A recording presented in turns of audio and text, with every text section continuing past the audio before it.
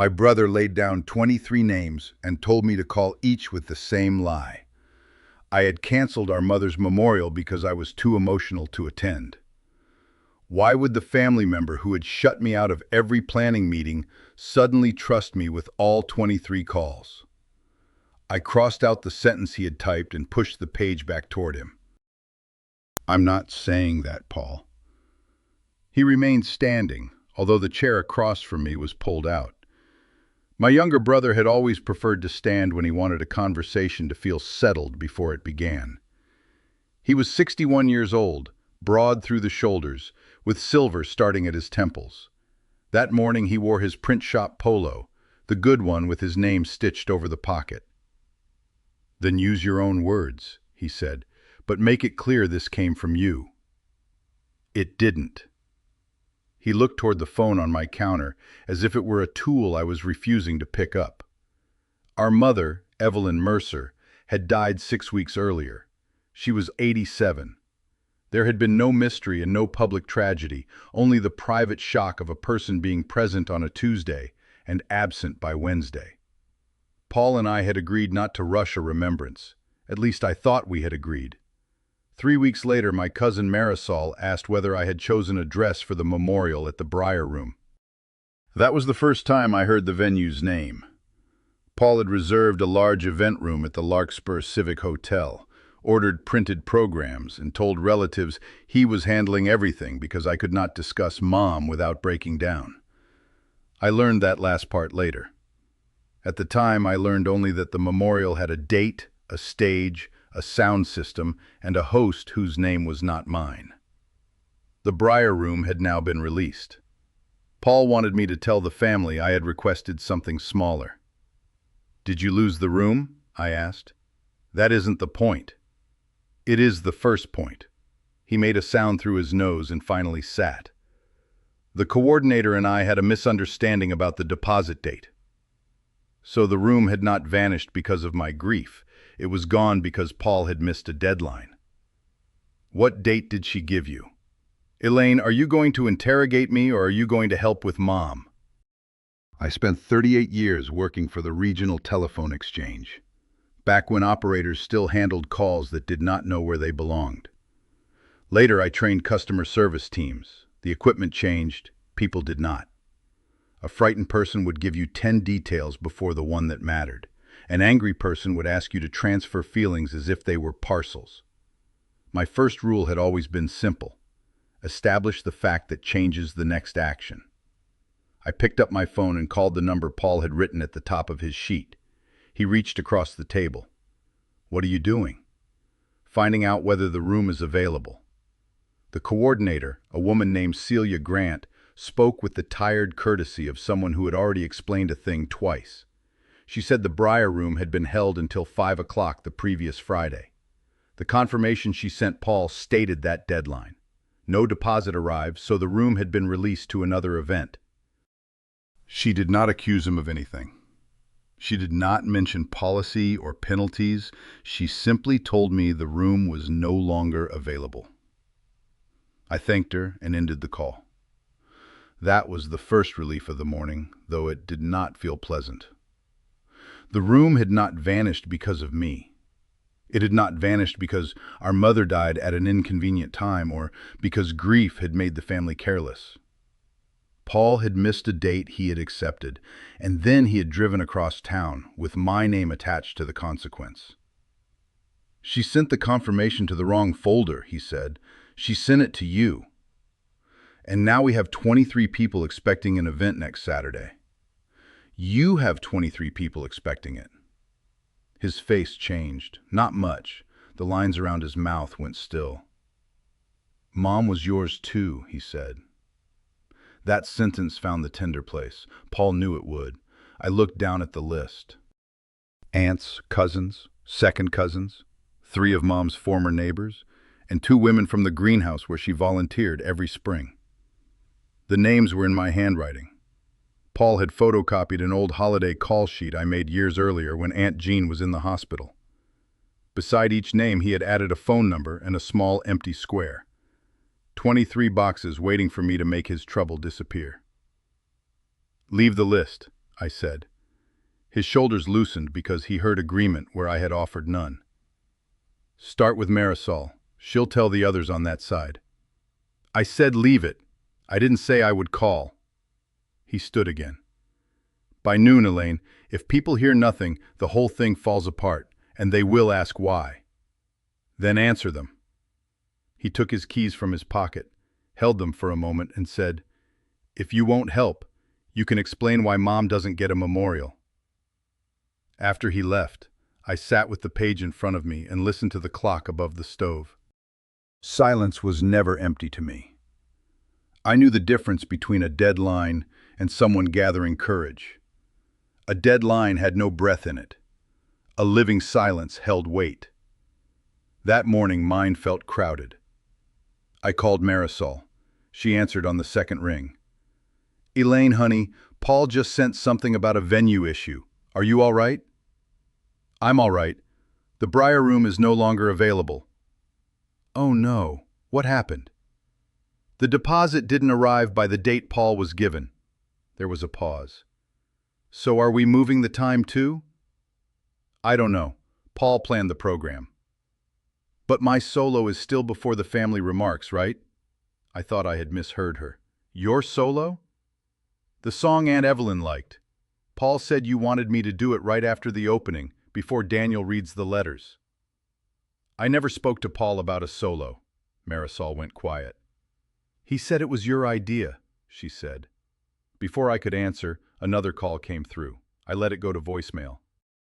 Marisol asked whether she had bought the wrong sheet music, and whether Daniel was reading all the letters or only the one from Mom's sister.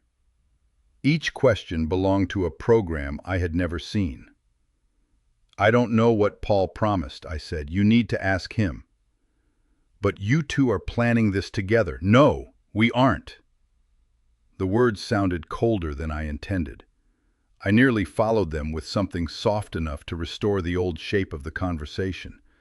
An excuse about Paul being overwhelmed, then a promise that I would find out. Instead, I said, I'm sorry you were told otherwise. When we hung up, I played the voicemail. It was from Daniel Cho, Mom's former neighbor. Elaine, this is Daniel. Paul says there's a snag. I just need to confirm the new place has level access like you promised. Ruth can't manage a flight of stairs. Call when you can. I played it twice. I had not promised Daniel anything. I had not known he and Ruth were coming. But he trusted the promise because Paul had placed it in my mouth. My daughter Tessa arrived while I was still holding the phone. She was 38, old enough to recognize when I was about to confuse being needed with being loved. She carried 2 coffees and used her hip to close the door. Uncle Paul called me, she said. He says you're refusing to notify people. He moves fast. He said you approved the hotel. I heard its name from Marisol. Tessa set the coffees down. Her eyes went to the sheet on the table. Is that the old family list? He made copies. She read the typed sentence at the top, then looked at me. He wants you to say this? He said I can use my own words, as long as they mean his words. Tessa sat across from me in the chair Paul had finally used. She did not begin by telling me what to do. That was one of the mercies of having an adult daughter who had learned from some of my mistakes without pretending she had avoided all her own. How many calls have you made? She asked. 1. How many did you agree to make? None. Those aren't the same answer. I wrapped both hands around the coffee. It was too hot to drink. For most of our family life, I had been the switchboard. That was not a title anyone gave me. It began with ordinary kindness. Mom would call and say Paul sounded tense, so I would call Paul without mentioning her concern. Aunt Jean would refuse Christmas at Marisol's house, and I would discover the real problem was a bedroom upstairs. Tessa and Paul had one terrible argument when she was 24, and I carried apologies between them for a month because each was too proud to dial the other. It felt useful, more than useful. It felt like proof that I belonged in the center of things. I told myself I was preventing damage. Sometimes I was. Other times, I was delaying the moment when two adults had to hear each other clearly. Your grandmother used to say I was good with people, I told Tessa. You are. Paul thinks this is part of being good with people. What do you think? I looked at the 23 empty boxes. I think he knows they trust me. And what happens to that trust after you tell his lie? I had no answer. My phone rang. Paul's name filled the screen. I let it ring 4 times before answering. Have you started? He asked. Marisol says you promised her a solo in my name. Daniel says I guaranteed level access. Those are details. We can settle them once we have a replacement. Who is reading letters? What? Marisol says Daniel is reading letters. He offered. Did he? Paul exhaled. This is why I did not bring you into every meeting. You turn each choice into a committee hearing. You didn't bring me into any meeting. Because every time Mom's name came up, you got that look. What look? Like you were about to fall apart. I glanced at Tessa. She had heard him through the phone.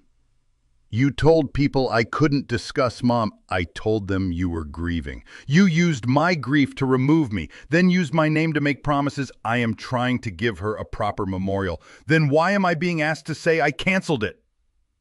He did not answer immediately. I knew that kind of silence too. It was not courage, it was construction.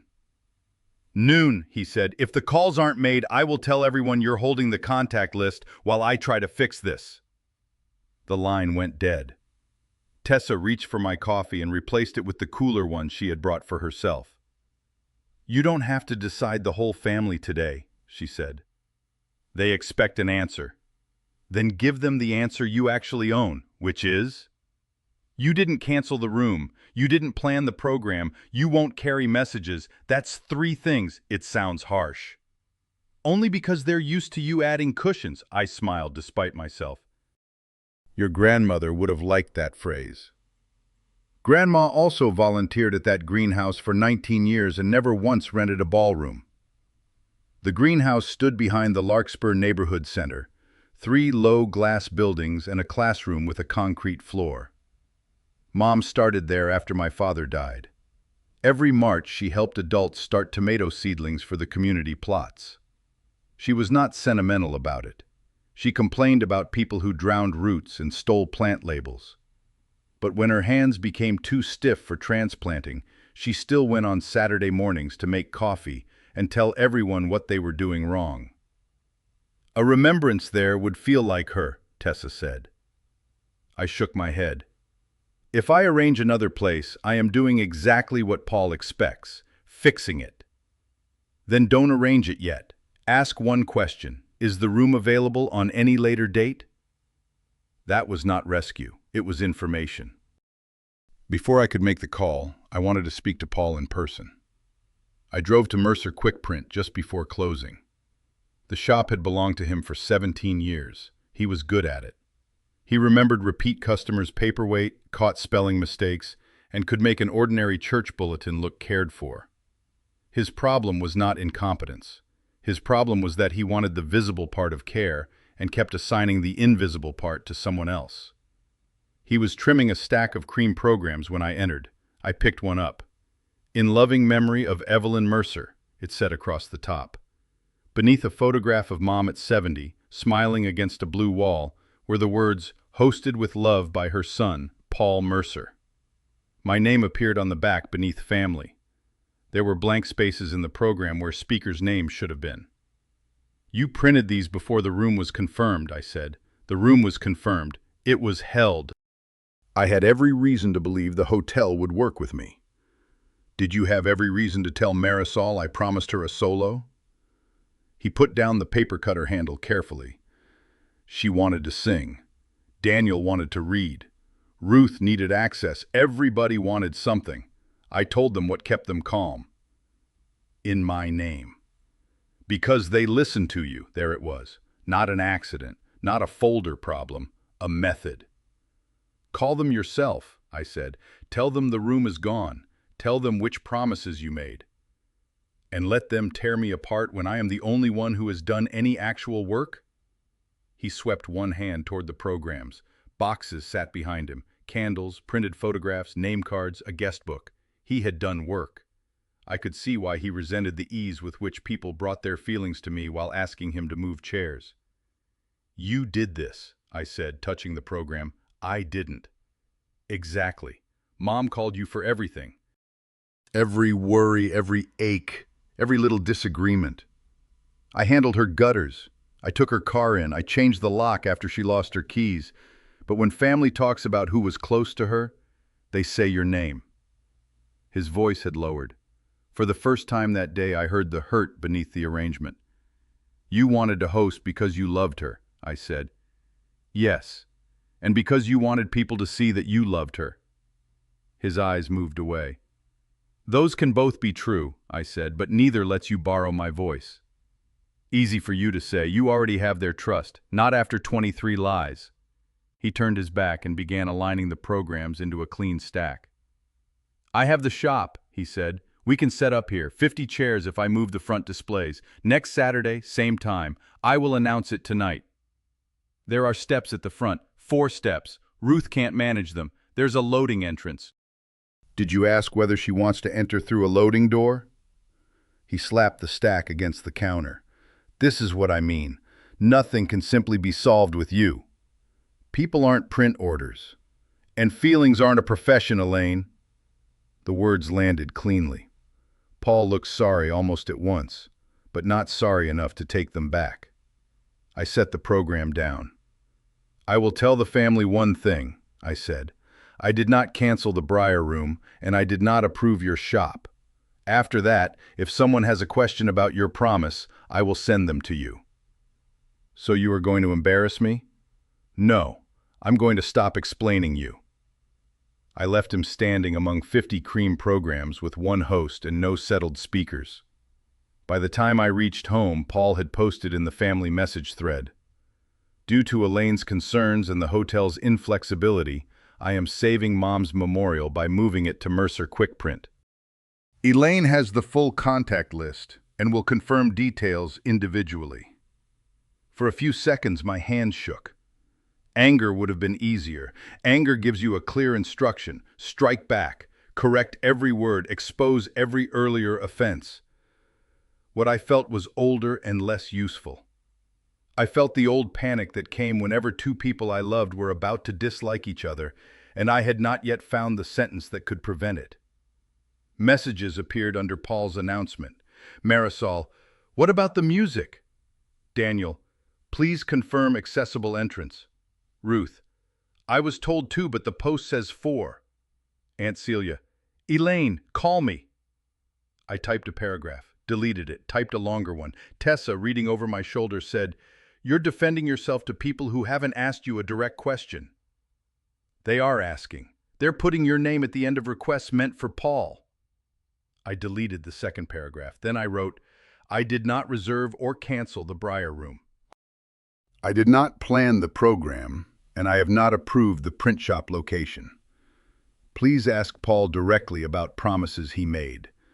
I will not carry messages between adults. I read it 3 times. The last sentence looked severe. I nearly removed it. Tessa touched my wrist. Leave one silence unfilled. I sent the message. Nothing happened for 42 seconds. Then Aunt Celia wrote, This is not the time for division. Marisol wrote, Paul, did Elaine ask me to sing? Daniel wrote, Paul, who confirmed the entrance with you? Ruth wrote, I need a direct answer about the steps. Paul called me before he answered any of them. What have you done? I answered for myself. Now they are all coming at me. They're asking questions. You know what Marisol is like. You know Daniel worries about every detail. You could have settled them. I don't know the answers. You know how to talk to them. So do you. He was silent long enough that I could hear the faint mechanical hum of the print shop. You want to watch me fail, he said. No, I want you to be present for what you chose. He hung up. Over the next 2 hours, 3 relatives called me. I gave each the same facts. The first was Daniel. Paul says the loading entrance is level, he told me. Then ask Paul whether it will be unlocked and clear. Can't you ask him? He is upset with me now. Daniel, I didn't choose that building. I know, but you understand what Ruth needs. Yes, which is why I won't make a promise about a door I haven't seen. He let out a long breath. All right, I waited. I'll call him, he said. The second was Marisol. She had already ordered sheet music and now believed Daniel wanted her removed from the program. Did Daniel say that to you? I asked.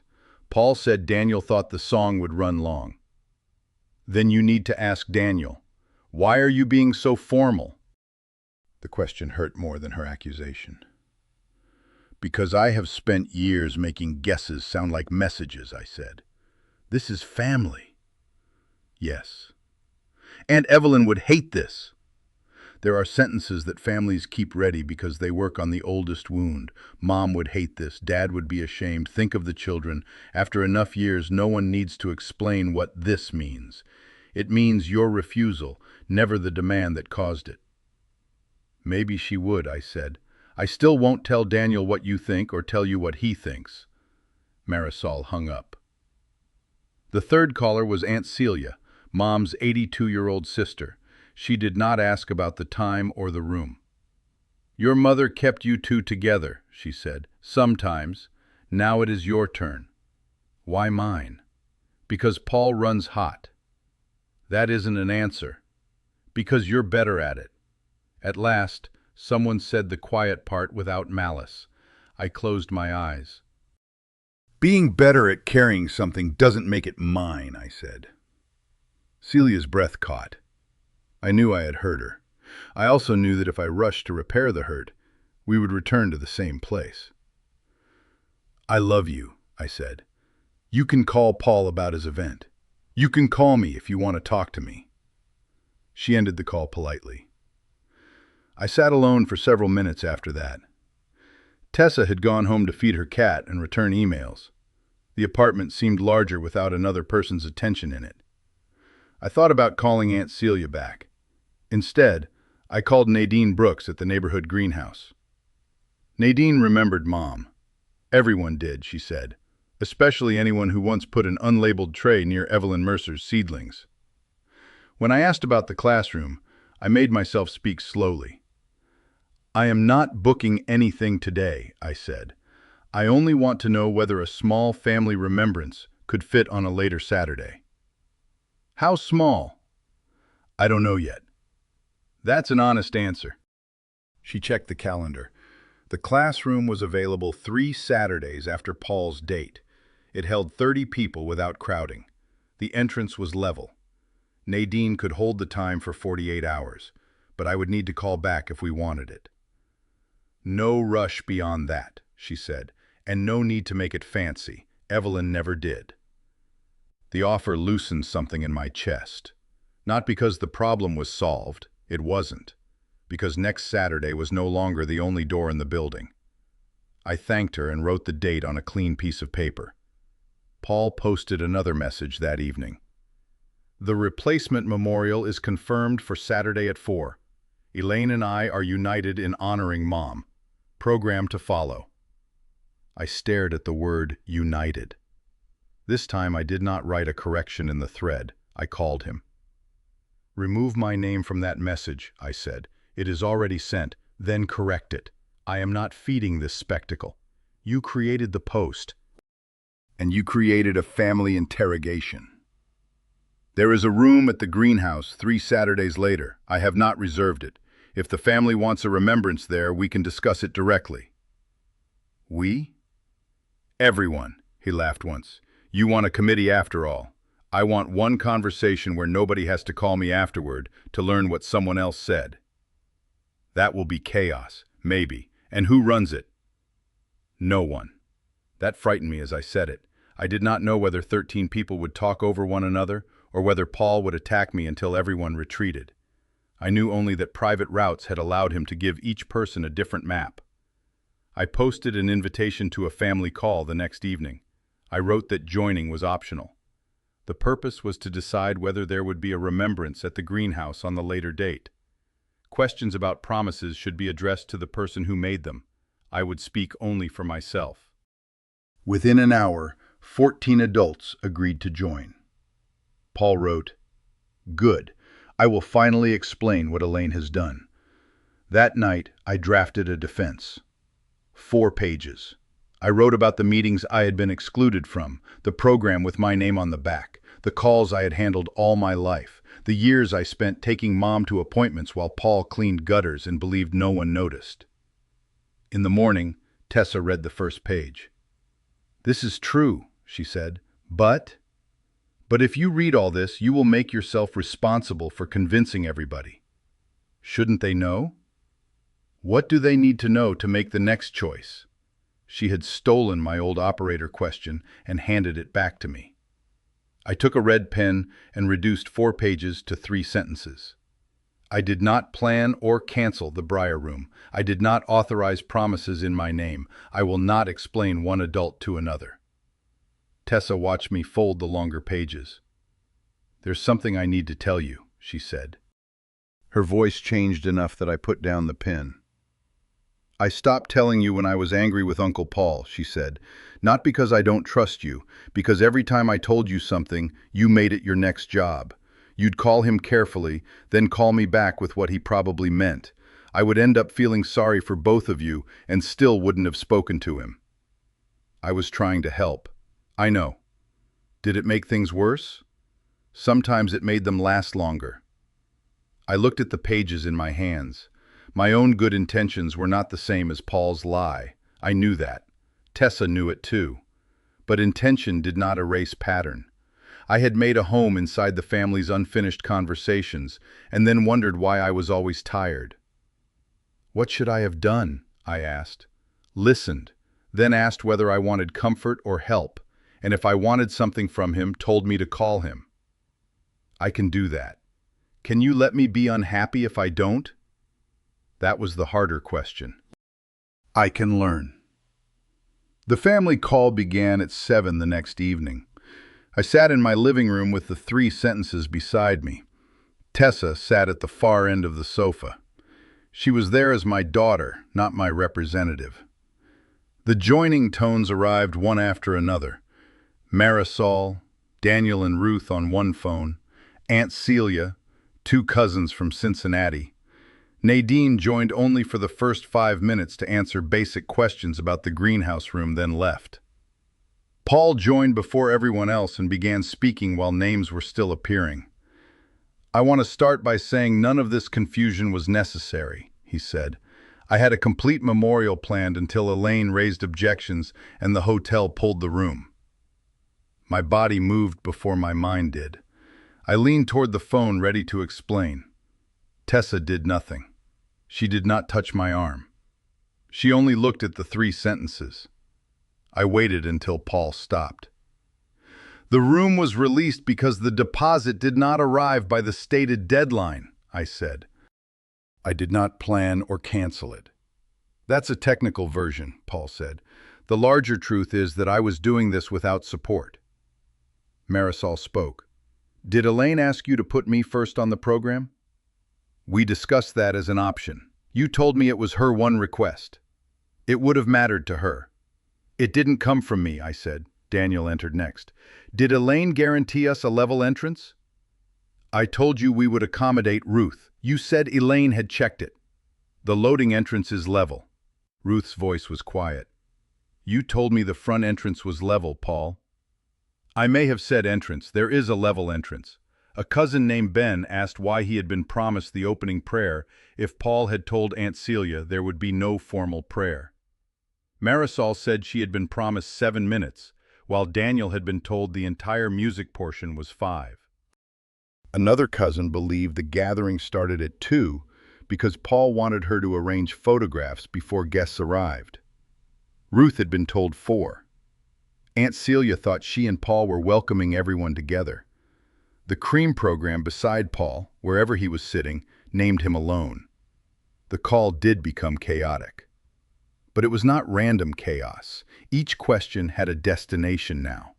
Paul tried to answer them one by one. The schedule changed. That was before the hotel issue. Elaine was supposed to confirm it. I was trying to include everyone. I never said you were guaranteed. I said we would try. When two people spoke at once, I almost sorted them. Marisol first, then Daniel, I nearly said. The operator in me could feel every collision. I kept my mouth closed. The silence after Paul's last answer lasted perhaps 6 seconds. It felt longer than any speech. He said my name. Elaine, tell them what Mom wanted. I looked at my 3 sentences. Mom did not leave me a program, I said. You know she wanted the family together. I know what she told me. I don't know everything she wanted, and I won't use her to settle this. Then explain why I had to do all of this alone. That was the invitation to return to our oldest positions. Paul as the overlooked worker. Me as the interpreter who could make his anger acceptable to the room. You should explain that, I said. He laughed, but there was no humor in it. Of course. Saint Elaine gets to step back while everyone attacks me. No one spoke. I felt the pull to rescue him so strongly that my throat hurt. Still, no one spoke. Then Paul filled the silence himself.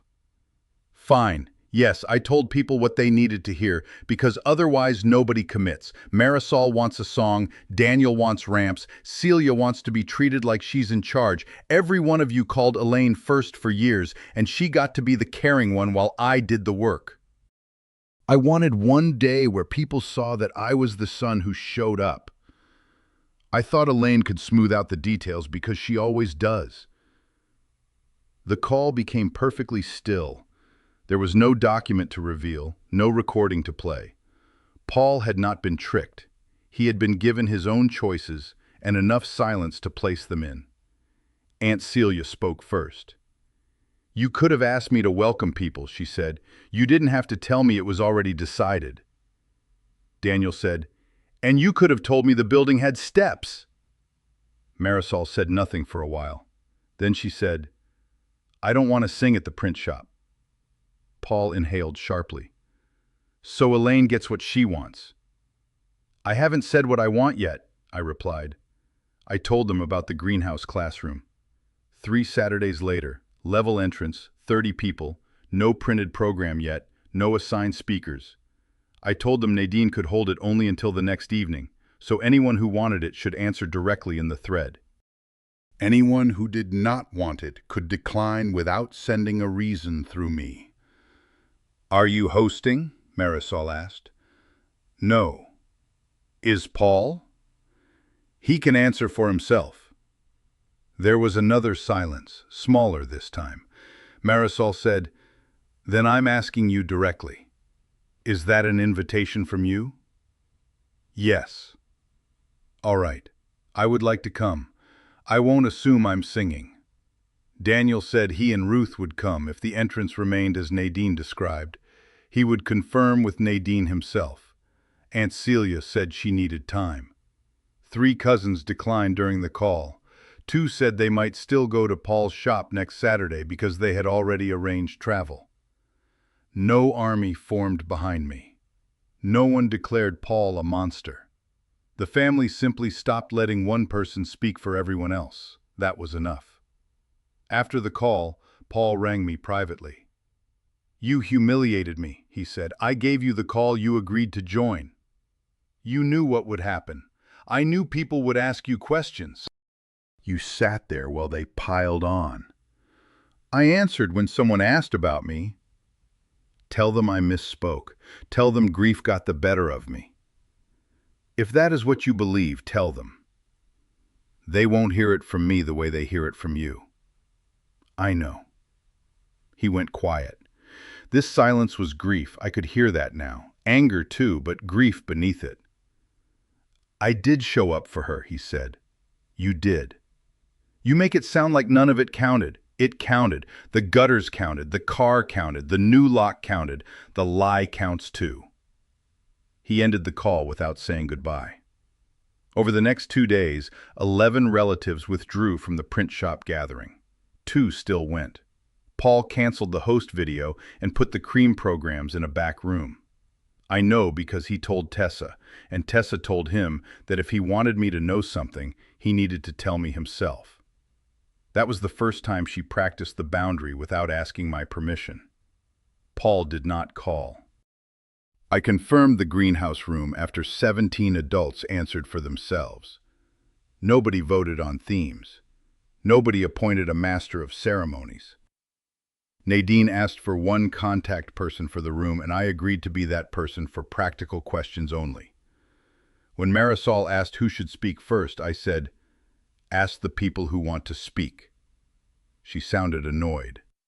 Then she did. The remembrance happened 3 Saturdays later. The greenhouse classroom smelled faintly of damp soil and the citrus cleaner Nadine used on the tables. Tessa brought 2 framed photographs. Daniel and Ruth arrived through the front-level entrance after confirming it directly. Aunt Celia came with a folded page in her purse and no expectation that she would welcome everyone. There were 21 chairs in a loose half-circle. No stage. Paul arrived 5 minutes before we began. Conversation thinned when he entered. He wore his good print shop polo. For a moment I saw the younger brother, who used to carry folding chairs 2 at a time because he hated making a second trip. He came to me, but he did not touch my arm. "May I say something about Mom?" he asked. The old answer rose instantly. "Of course, and I will make sure everyone understands." I let it pass. "Ask the group when we settle the order," I said. He nodded. Marisol and Daniel had already worked out that she would sing 1 verse after 3 people shared memories. Aunt Celia wanted to read her page. A cousin who had said nothing on the call brought a short story about Mom teaching him to drive. When 2 people both wanted to go last, they looked at me. "You can decide together," I said. They did. Paul asked the group for a few minutes. No one objected. He stood beside his chair rather than moving to the front. "I wanted this to prove I was a good son," he said. "I did things for Mom that I thought nobody saw. Then I made promises in Elaine's name because I wanted people to trust my plans the way they trusted her. That was dishonest. Elaine, I am sorry I used your grief to shut you out and your voice to keep people in." He did not ask me to forgive him. That mattered. "Thank you for saying it yourself," I replied. It was not reconciliation. It was one clean piece of speech placed where it belonged. We spent the next hour remembering Mom in ways no printed program could have predicted. Daniel talked about the winter she shoveled a path to Ruth's door before sunrise. Marisol sang 1 verse and stopped before the song became a performance. Aunt Celia read 3 paragraphs, cried halfway through, and did not apologize. Paul told the story of the gutters. He was 20 feet up a ladder, and Mom stood below criticizing the angle. Everyone laughed, including Paul. His work was seen without erasing mine. Afterwards, someone asked where we would eat. I said I was going home. No table had to prove we were healed. For the first week after the remembrance, my phone was strangely quiet. I had expected relief. Instead, I sometimes felt as if I had been dismissed from a job I had never admitted I held. Then Tessa asked me to walk with her on Thursday evening. We walked along the river path for 40 minutes. She talked about a difficult change at work. I listened. When she finished, I asked, "Do you want comfort, help, or company while you're annoyed?" She smiled. Company. So I did not make a plan. That was harder than it sounds. Relatives tested the new arrangement. Aunt Celia called and said Marisol had not thanked her properly for the reading. "Have you told Marisol?" I asked. "I am telling you." "I hear that you're hurt. If you want her to know, call her," Celia sighed. "You really mean to keep this up?" "I do." She did not call me for 2 weeks. When she called again, she wanted to talk about a television program. We talked for 20 minutes. It was the first conversation I could remember in which neither of us assigned the other a family errand. Marisol once asked me whether Daniel was still offended about the song. "I don't know," I said. "You always know."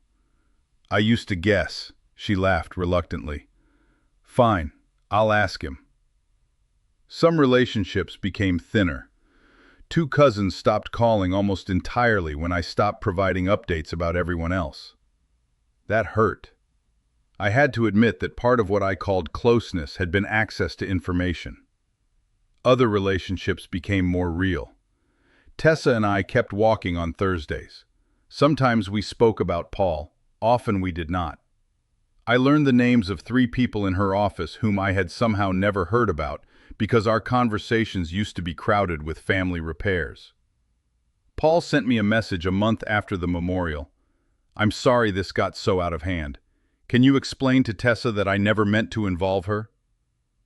I read it once and put the phone down. The next morning I replied, "If you want Tessa to know that, tell Tessa." He did not answer. 6 weeks later, a card arrived in my mailbox. Not a text, not a message relayed through someone else, a plain card from Paul. "Elaine, I am sorry I said you were too emotional to help, when the truth was that I did not want to share control. I am sorry I made promises in your name and expected you to take the anger when they failed. I have apologized to Marisol, Daniel, Ruth, and Aunt Celia directly. I understand if you are not ready to see me. Paul." I called him 3 days later. We spoke for 12 minutes.